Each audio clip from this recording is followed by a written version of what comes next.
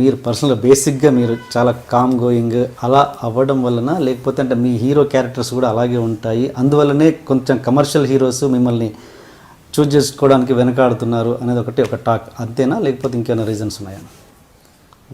ఫండమెంటల్గా ఏంటంటే నన్ను చూస్ చేసుకోవడానికి వెనక పడుతున్నారంటే నేను అసలు సగం మందిని అప్రోచ్ అవ్వాలి ఇంతవరకు లైఫ్లో.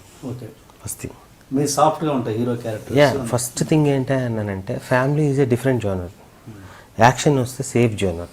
అంటే వాళ్ళకి ప్రొడ్యూసర్ పాయింట్ ఆఫ్ వ్యూ కానీ హీరోల పాయింట్ ఆఫ్ వ్యూలో కానీ ముందు సేఫ్ బెట్టింగ్కి వెళ్ళేవాళ్ళు ఒకప్పుడు. ఇప్పుడైతే అంత ఛాన్స్ కూడా లేదు.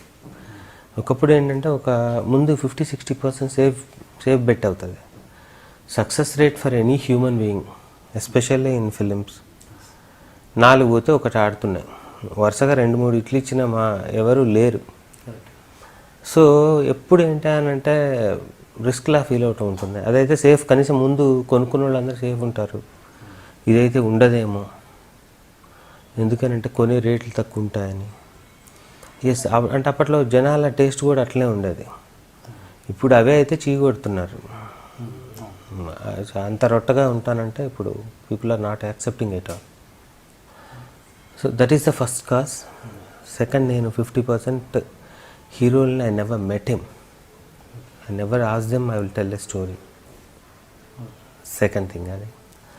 థర్డ్ థింగ్ వచ్చేసి కన్నా ఫ్యామిలీ ఫిల్మ్ ఎప్పుడు వాళ్ళ సెకండ్ చాయిస్, ఫస్ట్ చాయిస్ ఎప్పుడు అవ్వదు. ఇప్పటి నుంచే కాదు, ఏ పెద్ద హీరోలు ఎవరైనా మంచి బిగ్ మార్కెట్ ఉన్న వాళ్ళందరికీ ఫ్యామిలీ అనేది సెకండ్ చాయిస్.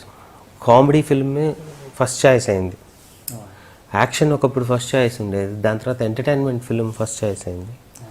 ఇది ఎప్పుడు సెకండ్ పొజిషన్లోనే ఉంది. అండ్ అందరి కెరీర్లు డోల్ డ్రమ్లోనే ఉంటాయి. ఎవడికాడు సేఫ్ బెట్టింగ్ ప్లే చేసుకోవాలి కూడా. సో ఇలాంటివన్నీ కారణాలు ఉంటాయి అంతే. సో మీరు క్రికెట్ తర్వాత ఎవరిని అప్రోచ్ కాలేదు హీరోని? నేను 2 హీరోలను అప్రోచ్ అయ్యాను. అది 2తో కూడా ఏంటి అన్నానంటే ఫ్యామిలీ స్క్రిప్ట్తో అవ్వలేదు. ఫ్యామిలీ స్క్రిప్ట్ వద్దన్నారు? ఫ్యామిలీ స్క్రిప్ట్తో అవ్వలేదు అసలు. నేనే కొంచెం గ్రీక్ వీడి తర్వాత నేనే ప్యాటర్న్ చేంజ్ చేసుకోవాలని ఫిక్స్ అయి ఉన్నాను. నేను ఏదైనా కాస్త డిఫరెంట్ ఫిల్మ్తో చేద్దాం ఇంకా అని ఎందుకో మనసు కోరుకోవటం మొదలుపెట్టి, మళ్ళీ ట్రిప్లెక్స్ లాంటి సినిమాలను ఇష్టపడను. అంటే ఊరికి గన్లు కాల్చుకోవటాలు దూకటాలు అట్లాంటివి మళ్ళీ నేను అంతేం ఎంజాయ్ చేయను.